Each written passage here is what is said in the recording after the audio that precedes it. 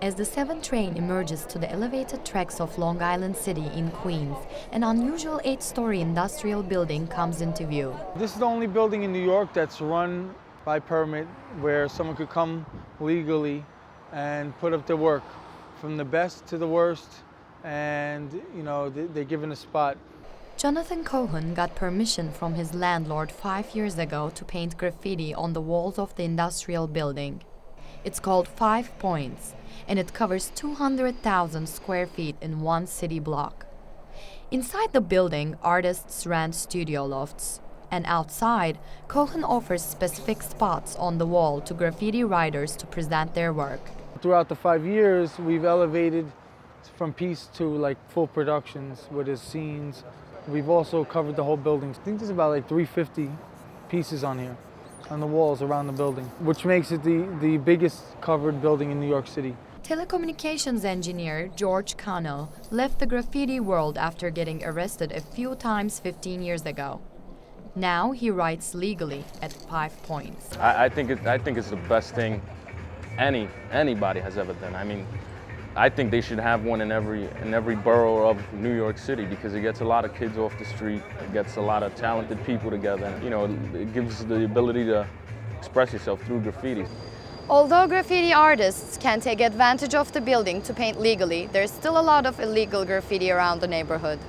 To fight this activity, some residents and store owners in Queens founded Sunnyside United Neighborhood Network in 2002 to organize regular cleanups. Julie Story, a businesswoman who is one of the founders, says their work has decreased the graffiti activity. We've seen a definite improvement. When we first started, almost every vendor gate along Skillman Avenue and 43rd Avenue was completely covered. And what we have found is that if graffiti is removed promptly, as quickly as possible, the graffiti vandals will move on because they don't like to have their tags removed. Tags are the signatures of graffiti writers, like Sandra Fabara, also known as Lady Pink.